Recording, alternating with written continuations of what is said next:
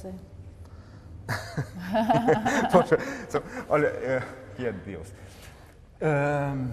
Eu tenho uma ideia, assim, Deus isso é bem pesado, filosófico, eu acho. Depois a gente pode talvez tentar desdobrar isso um pouco, se isso fica muito...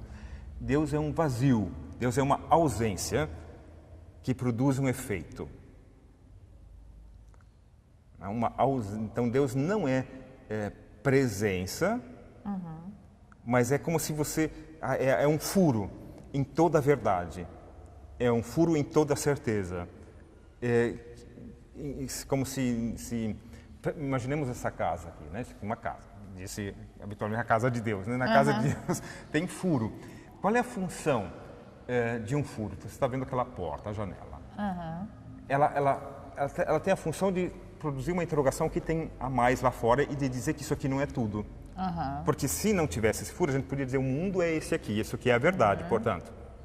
Então, Deus é aquele furo, aquilo que faz furo em toda a minha certeza e, portanto, me coloca no lugar de incompleto. Sempre, de novo, me remete para esse lugar de que tudo é incompleto e de que toda a verdade não é toda.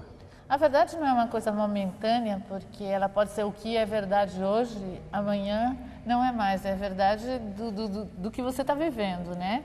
Que amanhã você vira a esquina, acontece alguma coisa, aquilo que você tinha certeza, acreditava até então, pode mudar completamente no piscar de olhos, num virar de esquina, num acordar, por exemplo. Isso.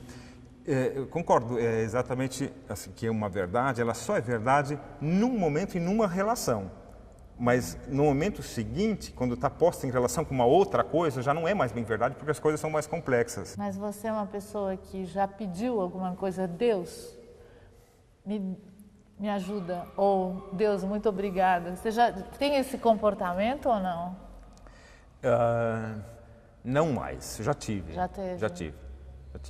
Em momentos de angústia, enfim, ou de angústias pequenas, oh Deus, me ajuda, meu Deus, né? de falar assim. Mas aí seria mais um termo, uma expressão, do que realmente uma coisa de pensar numa figura, né?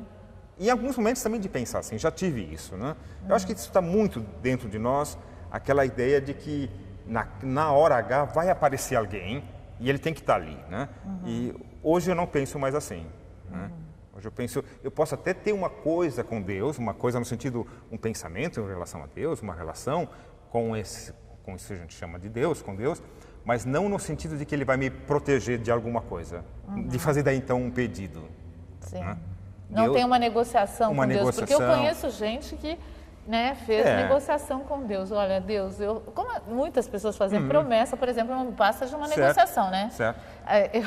Eu deixo de comer chocolate, por exemplo, que é uma coisa que eu adoro, se você me der tal coisa. Não é bem assim, né, que a pessoa fala. Ela fala, olha, eu fico um ano sem comer chocolate se eu conseguir um tipo de coisa assim. Você acredita nisso?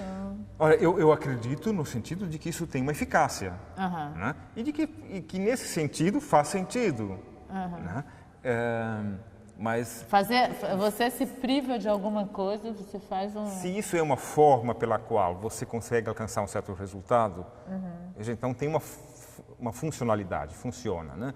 O que eu não acredito, né, no sentido, isso foi muito precoce já na minha vida, que eu percebi que eu tenho um irmão com quem eu vivia sempre em muito atrito, e aí eu pensava, como é que eu vou pedir para Deus para atender aquilo que eu quero e não o que quer, se Ele ama também ao meu irmão, né? Então, esse negócio de ficar pedindo a Deus não pode dar certo, né? Nada é castigo de Deus ou entre fenômenos da natureza.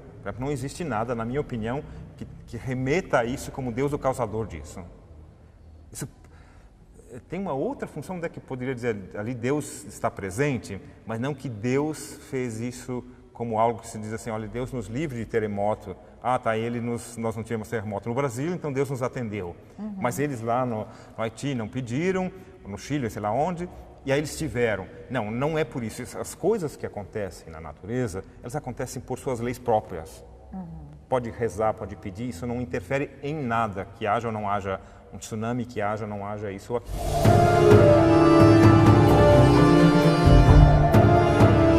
Você não acha que acontecem coisas porque foram destinadas a isso? Por exemplo, a pessoa morre de tal maneira porque ela tinha que morrer daquela maneira. Você acha que ela...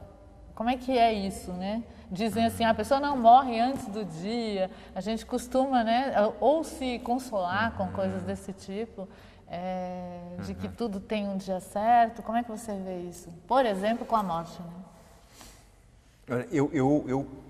Eu não sei dizer sobre isso, né? Porque isso é uma coisa... eu não acredito, para mim, nisso, né? Mas com isso, essa minha possibilidade de dizer sim ou não para isso... Também pode mudar, né? Pode mudar, e com isso eu não estou tendo a pretensão de dizer que isso existe ou não existe. Mas, para mim, eu não acredito. Né? Eu não penso isso assim. É muito fácil a gente... talvez nos ajude a pensar que se isso não aconteceu comigo, mas aconteceu com o vizinho, foi Deus, né? Que Deus que me protegeu e graças a Deus... então, que não mas aconteceu assim, comigo... O que você teria de melhor do que o vizinho, né? Pois é. Tem certas coisas que acontecem, a gente até pode dizer que morreu na hora certa, mas em função, talvez, de nossas fantasias, nossos fantasmas, alguma coisa mais da ordem psíquica mesmo do que divina, religiosa, enfim, né? Nesse sentido, né? Que alguém pode até construir alguma coisa que vai numa certa direção, faça um sentido e até permita pensar que há uma certa lógica no que aconteceu. Mas né? é mais coisa de criação da própria mente. Isso, que pode fazer fatos, que pode A produzir mente, fatos. você acredita que a mente é produtora realmente do que acontece? A gente Sim. pode criar situações. Pode criar situações, pode criar um script, há um certo script sobre a minha vida e eu vou conseguir fazer com que a minha vida concretize isso.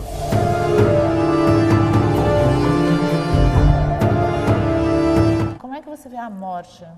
Eu acho que a morte é um terror, né? Porque é fim, né? É fim no sentido...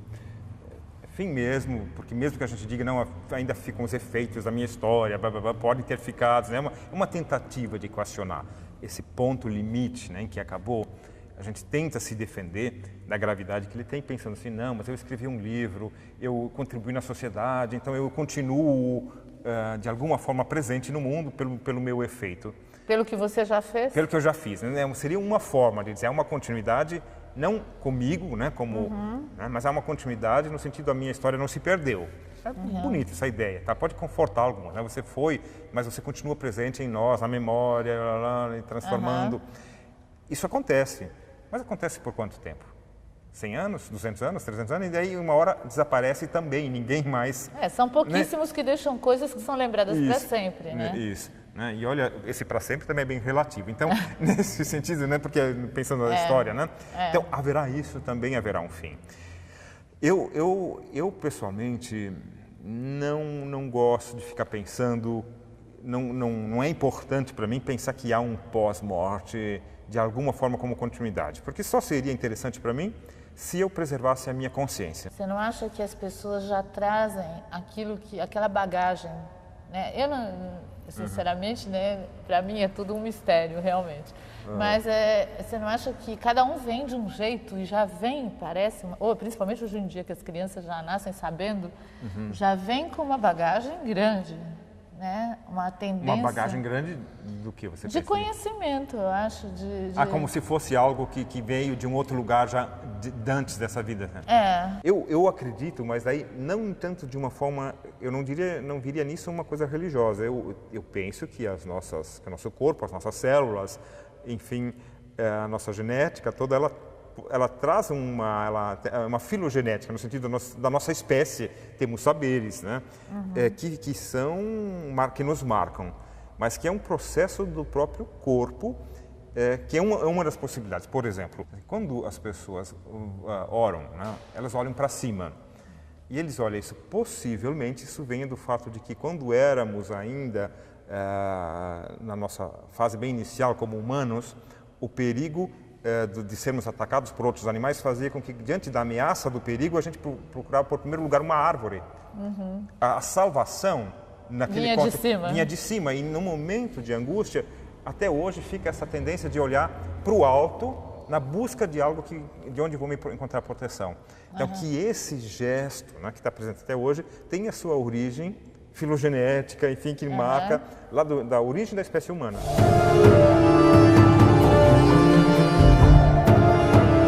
O que é céu e o que é inferno? Já falando dos céus que a gente olha para cima. Eu acho que esses não são termos que se referem de fato a uma geografia, não tem uma topografia de céu e de inferno, mas são realmente atributos de experiências, né, de experiências de qualidade. Eu gosto muito, na Bíblia, por exemplo, tem imagens, você perguntou em algumas, tem textos bíblicos, quando Jesus foi batizado, do céu veio uma voz que dizia, você é meu filho amado, no sentido como se o céu é de um lugar que vem um bem-estar, alguma coisa que está em ordem. Existe uma outra imagem, agora uma outra referência, que eu não me lembro onde ela está, diz assim, e o céu se abriu. Por exemplo, o céu se abriu, imaginemos um dia nublado, que eu também gosto muito de alguns dias nublados, mas enfim, num contexto muito pesado, né? Quando de repente o céu brilha, tem sol, o céu é esse momento em que, na minha vida, as coisas estão mais inteiras, mais em ordem, eu estou menos sofrido com aquilo que eu sou ou não sou, na relação minha entre o que eu sou e... Seria uma satisfação com você mesmo. Isso. E o inferno? E um bem-estar. É o contrário. É o contrário. O inferno é o momento em que, de forma alguma, você encontra a sensação de bem-estar, de paz. De paz, né? De paz.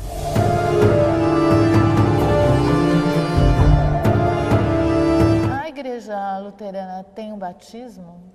Tem. Ali é a pia batismal que nós vimos ali. Ela tem um batismo como as outras igrejas também, né? Mas esse batismo fisicamente é feito da mesma forma? Da mesma forma como a criança é batizada, o adulto, com água na testa, na cabeça, né? Não é mergulhado e tal, né? Como fazem algumas igrejas, se não me engano, ainda fazem assim, né? E isso, assim, é normalmente quando nasce? Normalmente quando nasce, no momento que os pais quiserem, mas não tem idade para isso, no sentido de dizer que tem que ser numa certa idade, tem que ser como adulto. Não, batizamos crianças. Recém-nascidas podem batizar. E o batizado, por exemplo, eu que sou nascida católica, existe esse batizado ou não? Não. A Igreja Luterana entende o batismo de outras igrejas como só há um batismo e, portanto, eu não tenho que eu ficar refazendo o batismo de outras. Foi batizado, pronto. Está batizado, se vem aqui, é validado, é validado, né? No sentido, não tem a necessidade de que eu diga, não, aquele não foi válido e eu agora vou trazer o batismo válido. A gente não tem essa pretensão e essa necessidade. Isso acontece com muitas igrejas, as igrejas tradicionais, né? Também entre católicos. Os católicos aceitam o batismo luterano e vice-versa, né? Bom, essa conversa aqui com o pastor eu acho uma delícia. E muito obrigada por ter participado do Salada Net. Um prazer estar com você. O prazer foi muito meu, obrigada. Foi bom pensar, você faz as perguntas de um jeito que estimula o pensamento e acho muito legal esse seu trabalho também. E você, eu acho que além de ser um psicanalista e ser um pastor, é um filósofo, né, gente? Dá para perceber que, assim, Obrigado. Ele é uma pessoa que está sempre se questionando e isso é muito interessante. Bom, e a Copenhagen veio aqui trazer um chocolate delicioso para você. Muito bom, uma delícia. Bom, obrigado. Entre no site copenhagen.com.br e veja esse chocolate e outras delícias que a Copenhagen tem lá.